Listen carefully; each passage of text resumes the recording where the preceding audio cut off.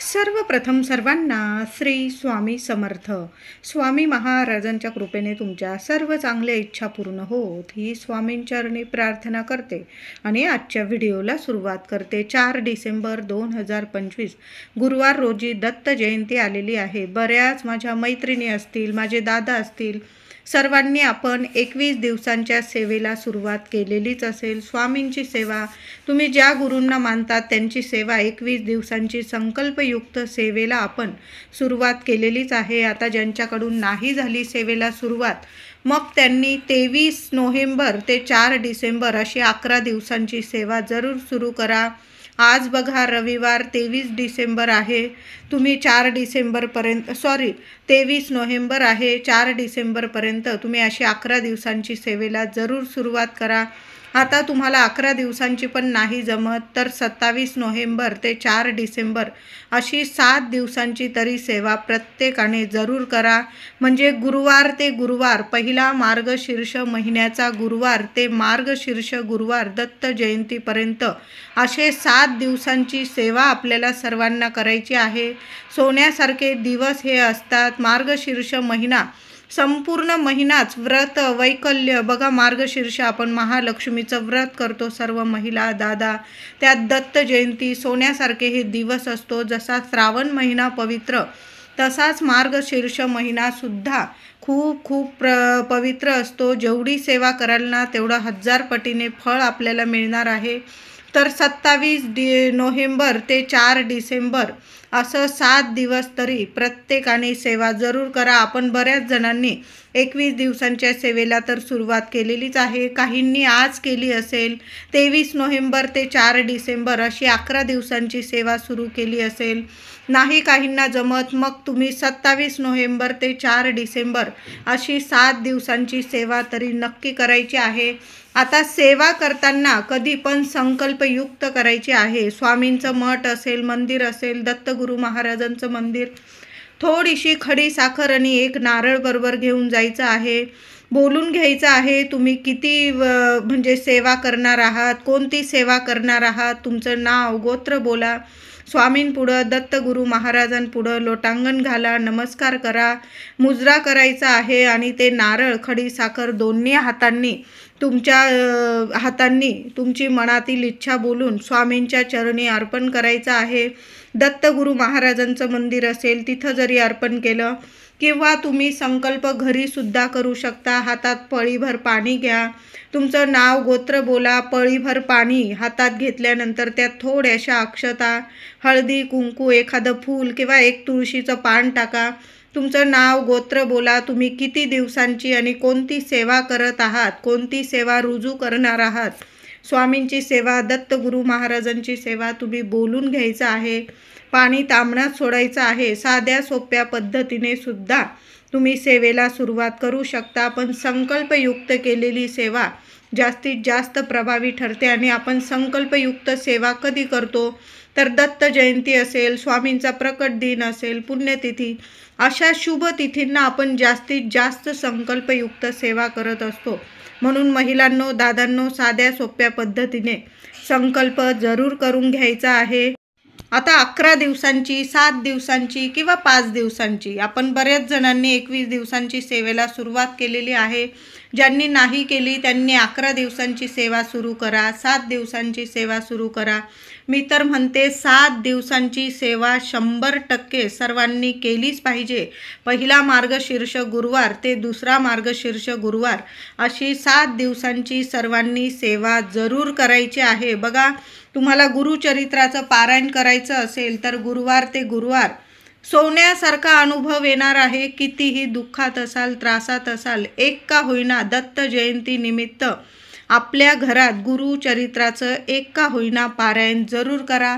सर्वांनी करा, महिलांनी करा, पुरुष दादांनी करा. काही नियमांचं पालन करून जरूर गुरुचरित्राचं पारायण करायचं आहे. आता ज्यांना गुरुचरित्राचं पारायण जमत नाही तर संक्षिप्त स्वरूपातील गुरुचरित्र अवतरणिका तुम्हाला मठात वगैरे पोथी मिळून जाईल. त्यात 7 अध्याय आहे. रोज तुम्ही 7 अध्याय पठण करा. संपूर्ण गुरुचरित्राचं पारायण केल्याचं तुम्हाला पुण्य फळ मिळणार आहे. 7 दिवसात रोज 7 अध्याय पठण करा. 7 गुरुचरित्र पारायण केल्याचं तुम्हाला पुण्य फळ मिळणार आहे. सुंदर अध्याय आहे आणि अनुभव देणारी ही सेवा आहे. बऱ्याच लोकांना श्री संक्षिप्त गुरुचरित्र अवतरणिका पठण केल्याचं फळ मिळालेलंच असेल. बऱ्याच जणांना लोकांना सोन्यासारखे अनुभव आलेले आहे. सर्वांनी ही जरी सेवा केली ना, आता ज्यांना गुरुचरित्र पारायण जमतं त्यांनी तेच करायचं आहे. बघा, साप्ताहिक पारायण आपल्या घरात जरूर करा. पहिला गुरुवार मार्गशीर्षाचा ते दुसरा गुरुवार दत्त जयंतीपर्यंत साप्ताहिक 1 पारायण प्रत्येकाने जरूर करा. आता ज्यांना नाही जमत त्यांनी रोज संक्षिप्त अवतरणिका गुरुचरित्र अवतरणिका तुम्ही पोथी घेऊन या आणि रोज 7 अध्याय जरूर पठण करा. आता स्वामींची सेवा करत असाल तर मग तुम्ही 1 ते 21 अध्याय श्री स्वामी चरित्र सारामृताचा 1 पाठ रोज 1 पाठ करायचा आहे आपल्याला. 11 दिवसांची सेवा करत असाल तर 11 पारायण करा. गुरुवार ते गुरुवार, पहिला गुरुवार 27 नोव्हेंबर ते 4 डिसेंबर 7 दिवसांची सेवा करत असाल तर तुमच्याकडून 7 पारायण पूर्ण होणार आहे, 7 पाठ पूर्ण होणार आहे. आता समजा काही कारणास्तव नाही ही सुद्धा सेवा जमली तुम्हाला तर स्वामींचा धावा करा. श्री स्वामी समर्थ, श्री स्वामी समर्थ. बसता उठता झोपता जिथं असाल तिथं स्वामींचा धावा करा. स्वामी आहे, साक्षात दर्शन देऊन जातील. दत्त जयंतीपर्यंत संपूर्ण मार्गशीर्ष महिना इतका पवित्र आहे. जेवढ्या वेळा हाक माराल ना तेवढ्या वेळा तुम्हाला दर्शन देऊन जातील स्वामी.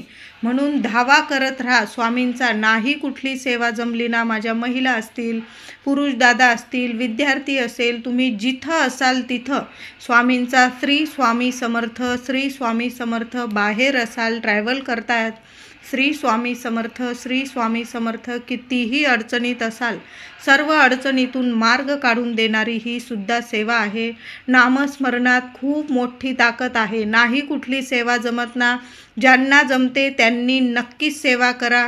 ज्यांना बाहेर गावी राहावं लागत आहे, ज्यांना नाही कुठं एक मांडी नाही बसता येत, खरंच वेळ नाही त्यांना, तर त्यांनी स्वामींचा धावा जरूर करा. प्रत्येक हाकेला स्वामी तुमच्या पाठीशी नक्की उभे राहतील, नक्की धावून येतील. कितीही अडचणीत असाल, स्वामी कुठल्या ना कुठल्या रूपात येऊन तुमची मदत करून जातील. अशी ही सुंदर सेवा आहे.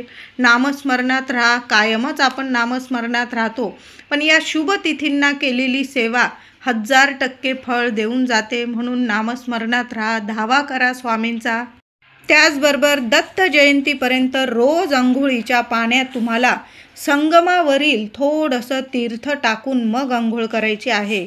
आपण जेव्हा पण महिला असतील, माझे दादा असतील, आपण गाणगापूरला जातो, संगमावर स्नान करतो, आपण आंघोळ करतो आणि तिथलं एखाद्या बाटलीत वगैरे तीर्थ पाणी गंगाजल भरून घरी घेऊनच येत असतो. तुमच्याकडं जर असेल तर नक्की थोडं थोडं दत्त जयंतीपर्यंत थोडं थोडं अगदी 2-2 थेंब जरी टाकले ना, संगमावरील पाणी तीर्थ आपल्या आंघोळीच्या पाण्यात टाका. कुणाला त्रास आहे, बाधा आहे, कुणाचं आरोग्य नीट नाही, खूप चिंता आहे, त्रासदायक आहे, म्हणजे कुणाला ना कुणाला प्रत्येकाला काही ना काही अडीअडचणी असतात. कुणाच्या लग्न कार्यात अडीअडचणी, संतान प्राप्ती होत नाही, लक्ष्मी टिकत नाही, घरात एकोपा नाही, काही ना काही आजारपण आहे, शारीरिक मानसिक त्रास आहे. सर्वांनी दत्त जयंतीपर्यंत रोज आंघोळीच्या पाण्यात थोडंसं गंगाजल म्हणजे संगमावरील पाणी, गाणगापूरला गेलेला असालच एकदा तरी, तिथून थोडं का होईना आपण तीर्थ गंगेचं तीर्थ घेऊनच येतो. मग ते संगमावरील पाणी थोडं का होईना आंघोळीच्या पाण्यात टाकून नक्की आंघोळ करा. ज्यांच्याकडं नाही, तुम्हाला पूजा साहित्य भांडारामध्ये गंगाजलची बॉटल मिळून जाईल. ती पण नाही तुमच्याकडं, गुलाबजल तर आहे, गुलाबजल कुठं तरी मिळून जाईल तुम्हाला दुकानात. प्रत्येक दुकानात गुलाबजलची बॉटल मिळून जाईल तुम्हाला. थोडं थोडं गुलाबजल टाका. मार्गशीर्ष महिना आहे, महालक्ष्मी खेचून येईल तुमच्याकडं आणि तुमचं दुःख दारिद्र्य दूर करेल. गुलाबाचा वास, सुगंध आणि गुलाबजल माता लक्ष्मीला खूप प्रिय आहे. बघा, म्हणून गुलाबजल टाकून तुम्ही आंघोळ करा, रोज आंघोळ करा. आंघोळ करताना रोज गुलाबजल टाकून आंघोळ करा. आणि ज्यांच्याकडं संगमावरचं तीर्थ आहे त्यांनी ते आणि गुलाबजल पण टाकलं तुम्ही चालेल. हे तीर्थ टाकून जरूर आंघोळ करा. शारीरिक मानसिक कितीही त्रास असेल नक्कीच दूर होईल आणि दत्त गुरु महाराजांची नक्कीच अखंड कृपा होईल तुमच्यावर. या वर्षीची दत्त जयंती ही गुरुवारी आल्याने जास्तीत जास्त विशेष मानली जाणार आहे. महिलांनो, दादांनो, दत्त जयंतीपर्यंत आवश्यक आपल्या घरामध्ये या 2 भाज्या आवश्यक करून खायच्या आहे. 100 जन्मांचं 100 पिढ्यांचं दुःख दारिद्र्य नक्कीच निवारण होईल. अलक्ष्मी घरातून निघून जाईल आणि अखंड लक्ष्मी वास करेल. मनापासून ही सेवा करायची आहे. तर काय करायचं आहे महिलांनो, दत्त जयंतीपर्यंत तुम्हाला घेवड्याच्या शेंगांची भाजी आपल्या घरात नक्की करायची आहे. आणि रोज जरी नैवेद्य दाखवता आला ना तरीही दाखवा. नाही जमलं दत्त जयंतीच्या दिवशी तरी आपण माता लक्ष्मीची सुद्धा सेवा पूजा करणार आहोत. आणि दत्त जयंती आहे, दत्त गुरु महाराजांची, आपल्या माऊलीची, स्वामींची सेवा करणार आहोत. नैवेद्य तर दाखवणारच आहोत. तर नैवेद्य सकाळी दाखवा, संध्याकाळी दाखवा. वरण भात, भाजी पोळी.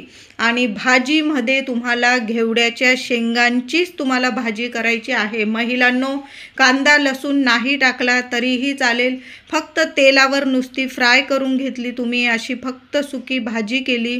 पातळ करा, सुकी करा, तुमच्यावर आहे. तुम्ही जशा पद्धतीने घेवड्याच्या शेंगांची भाजी करतात ना, नैवेद्यात आपल्या दत्त गुरु महाराजांना, स्वामींना, महालक्ष्मीला जरी हा नैवेद्य दाखवला, वरण भात, भाजी पोळी, घेवड्याच्या शेंगांची भाजी पोळी आणि काहीतरी गोडाचा नैवेद्य बनवा, खीर बनवा, शिरा बनवा, तुमच्यावर आहे. तुम्हाला लाडू, पुरणाची पोळी, शिरा जे बनवायचं गोडामध्ये तुम्ही बनवू शकता. पण भाजी आपल्या घरात दत्त जयंती निमित्त घेवड्याच्या शेंगांची भाजी ही बनलीच पाहिजे आणि नैवेद्य हा दाखवलाच पाहिजे. सर्वांनी नंतर सहकुटुंब सहपरिवार नक्की छान भोजन करा. बघा, सुंदर अनुभव येतील तुम्हाला.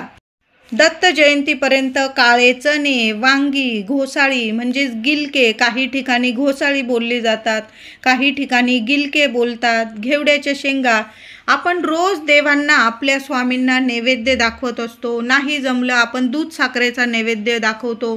काही ठिकाणी तर रोज जी भाजी भाकर बनवलेली असेल ना त्याचा नैवेद्य आधी दाखवतात देवांना आणि मग जेवण करतात सगळेजण. तर आपण जो घरात स्वयंपाक बनवलेला असेल ना तर या दत्त जयंतीपर्यंत काळ्या चण्यांची भाजी एकदा बनवा महिलांनो, वांग्याची भाजी बनवा, घोसाळी म्हणजे तुमच्याकडं गिलके बोलत असतील, काही ठिकाणी घोसाळी बोलतात, तर गिलक्याची, घोसाळ्याची, घेवड्याच्या शेंगांची या भाज्या दत्त जयंतीपर्यंत आपल्या घरात नक्की बनवा आणि देवांना जरूर नैवेद्य दाखवा. मग भाजी भाकरीचा दाखवा, वरण भात भाजी पोळीचा दाखवा तरीही चालेल. पण दत्त जयंतीला प्रत्येक महिलेने वरण भात भाजी पोळी आणि भाजीमध्ये घेवड्याच्या शेंगांची भाजी बनवून देवांना नैवेद्य दाखवायचा आहे. मग तुम्ही गोडाचा नैवेद्य खीर बनवू शकता, शिरा, बेसनाचे लाडू, पुरणपोळी, तुम्हाला म्हणजे जे हवं ते गोड बनवू शकता. पण भाजी आपल्याला घेवड्याच्या शेंगांचीच बनवायची आहे. बघा, महालक्ष्मीचा गुरुवार आणि दत्त जयंती दुसरा गुरुवार आणि दत्त जयंती आलेली आहे. सुंदर दिवस आहे. घेवड्याच्या शेंगांची भाजी रोज जरी बनवून खाल्ली ना तुम्ही तरीही चालेल. बघा, खूप छान, म्हणजे 100 पिढ्यांचं दुःख दारिद्र्य नक्कीच निवारण होणार आहे. नुसती भाजी बनवू नका, तर आधी देवांना नैवेद्य दाखवा मनापासून. नैवेद्य दाखवताना तुमच्या मनातील इच्छा देवांना सांगायची आहे. नैवेद्य दाखवा. एखादा गोरगरीब आला अचानक तुमच्याकडं, काय सांगावं, कोणत्या रूपात आपले दत्त गुरु महाराज स्वामी आपल्याला येऊन भेट देऊन जातील. कुणी गरीब व्यक्ती आला, मी म्हणत नाही की कुणाला, आजकालचं जग म्हणजे काही चांगले राहिलेलं नाही. कुणी येईल आणि आपल्या घरात आपण घेऊ असं करू नका महिलांनो. कुणी आला, तुम्ही एखाद्या मंदिरात गेला, थोडीशी भाजी पोळी जे जेवण बनवलेलं असेल एखाद्या डब्यात घालून न्या. तुम्ही मंदिराबाहेर जरी एखाद्या गोरगरिबाला खाऊ घातलं तर देवांना आपण खाऊ घातल्याचं आपल्याला समाधान मिळेल. मी म्हणत नाही की दार उघडून कोणाला पण अनोळखी व्यक्तीला घरात घ्या, असं मुळीच नाही. कारण आजकालचं जग खूप वाईट झालेलं आहे. सगळेच लोक वाईट आहे असं मी मुळीच म्हणत नाही, पण फसवणारे पण लोक आजकाल आहेत. म्हणून अगदी लगेच दार उघडून अनोळखी व्यक्तीला घरात घ्या, जेवायला घाला असं मुळीच नाही. आपण मंदिरात जातो, मंदिरात दर्शन घेतलं, बाहेर गोर गरीब असतात, त्यांना पोटभर जेवायला जरी दिलं ना महिलांनो दादांनो तरीही चालेल. तिथं घरातली भाजी भाकर जी बनवलेली असेल आधी देवघरात देवांना नैवेद्य दाखवा आणि मग त्या मंदिरात आपण गेलो, देवांचं स्वामींचं दत्तगुरू महाराजांचं दर्शन करा आणि तिथं एखादा गरीब व्यक्ती भेटला तर त्याला तो स्वयंपाक थोडासा डब्यात घालून न्या आणि त्याला स्वतःच्या हाताने खायला द्या. बघा किती मनाला इतका आनंद होईल तुम्हाला. दत्त जयंतीच्या दिवशी तरी एखाद्या गोरगरिबाला नीट पोटभर जेवायला नक्की द्या महिलांनो. दत्त जयंतीपर्यंत देव्हाऱ्यात एक वस्तू ठेवायची आहे. तर काय करायचं आहे महिलांनो दादांनो, ही सेवा आवर्जून करायची आहे. औदुंबराच्या झाडाखाली जायचं आहे तुम्हाला. आपल्याला औदुंबराच्या झाडाखाली जायचं आहे, उंबराच्या झाडाखाली जायचं आहे. जाताना थोडंसं पाणी आणि त्यात चमचाभर दूध, थोडीशी चिमूटभर साखर टाकून बरोबर घेऊन जायचं आहे. एखादा दिवा बरोबर घेऊन जायचा आहे. एखादा गुळाचा खडा नेता आला तर आवर्जून घेऊन जा. आणि 21 अक्षता. लग्नाकार्यात अडचणी येत आहे, घरात लक्ष्मी टिकत नाही, घरात आरोग्य नीट नाही, घरात तुमच्या मनाप्रमाणे घडत नाही, तुम्हाला यश काही मिळत नाही, कष्टाला फळ मिळत नाही, गुरूंची साथ मिळत नाही. आवर्जून हा उपाय करा. दत्त जयंतीपर्यंत आवर्जून हा उपाय करा. तर दत्त गुरु महाराजांचा भरभरून आशीर्वाद ज्यांना मिळवायचा असेल, स्वामींची साथ मिळवून घ्यायची असेल, गुरुचं पाठबळ मिळवून घ्यायचं असेल, सर्वांनी हा उपाय जरूर करा. दत्त जयंतीपर्यंत देवघरात एक वस्तू ठेवायची आहे. ती वस्तू आपल्याला औदुंबराच्या झाडाची आणायची आहे. त्यासाठी आपल्याला औदुंबराच्या झाडाखाली जायचं आहे. बरोबर जाताना पाणी, थोडंसं चमचाभर दूध, चिमूटभर साखर त्या पाण्यात टाका. बरोबर जाताना एक दिवा तेलाचा न्या, तुपाचा न्या, तुमच्यावर आहे, नियम नाही. आणि एक गुळाचा खडा आणि 21 अखंड अक्षता, त्याला थोडीशी हळद लावून घेऊन जा. कोरडी हळद लावली तरीही चालेल. एखाद्या पुडीत वाळून त्या अक्षता नीट मोजून घेऊन जा. त्यावर चिमूटभर हळद टाका आणि तुम्हाला जायचं आहे औदुंबराच्या झाडाखाली. तिथं शांत बसा, नाही बसता आलं उभं राहून सेवा करा. झाडाला पाणी अर्पण करा, एक दिवा लावा, गुळाचा खडा ठेवा आणि 21 अक्षता तुम्ही ज्या पुडीत बांधून नेलेल्या आहे उजव्या हातात घ्यायच्या आहे. तुम्हाला 21 वेळा श्री स्वामी समर्थ, श्री स्वामी समर्थ किंवा दत्त गुरु महाराजांचा मंत्र जपा. अवधूत चिंतन श्री गुरुदेव दत्त, तुम्हाला जो मंत्र आवडतो तो जपा आणि त्या औदुंबराच्या झाडाशी त्या 21 अक्षता अर्पण करायच्या आहे. 21 प्रदक्षिणा घाला, 11 प्रदक्षिणा घाला. तुमच्यावर आहे, शांत चित्ताने तिथं उभं राहा, तुमच्या मनातील इच्छा बोला आणि घरी येताना तुम्हाला औदुंबराचं थोडंसं मूळ किंवा खोड थोडंसं घरी घेऊन यायचं आहे. कळालं असेल? औदुंबराचं उंबराची सेवा करून घ्यायची आहे आणि घरी येताना थोडंसं मूळ किंवा खोड तुम्हाला घरी घेऊन यायचं आहे. घरी आणल्यावर ते मूळ किंवा थोडंसं खोड स्वच्छ धुवून घ्यायचं आहे. देवघरात ठेवायचं आहे. स्वामींसमोर हळदी कुंकू अक्षता फुलं वाहून पूजा करा. मनातील इच्छा बोलून घ्या आणि ती औदुंबराची मुळी एका डबीत नीट ठेवून द्यायची आहे. दर गुरुवारी त्या मुळीची खोडाची पूजा करायची आहे. घरातील सर्व अडचणी, दुःख, दारिद्र्य, विघ्न, संकट, भांडणे, कटकटी, नजरबाधा, वाईट सावली, शत्रुपीडा, पितृदोष, वास्तुदोष सर्व निवारण होऊन स्वामींची दत्त गुरु महाराजांची अखंड कृपा कायम तुमच्या कुटुंबावर राहणार आहे. अशी ही सेवा जरूर करायची आहे. अशा घरात कसलीच कमी राहत नाही. तुमचं सर्व इच्छा ताबडतोब पूर्ण होण्यासाठी औदुंबराच्या मुळीचा हा उपाय, ही सेवा नक्की करा. वर्षभर त्या मुळीची पूजा करा. पुढील दत्त जयंतीला जुनी मुळी विसर्जित करा आणि पुन्हा नवीन मुळी देवघरात आणायची आहे. पूजा करा. अनुभव तुम्हाला सोन्यासारखाच येणार आहे.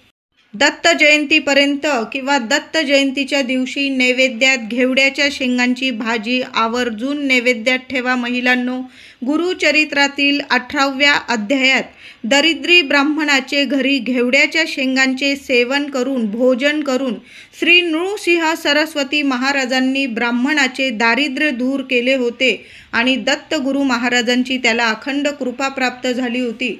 म्हणून सर्वांनी दत्त गुरु महाराजांची कृपा मिळवून घेण्यासाठी, दुःख दारिद्र्य निवारण होण्यासाठी घेवड्याच्या शेंगांची भाजी नैवेद्यात जरूर ठेवा.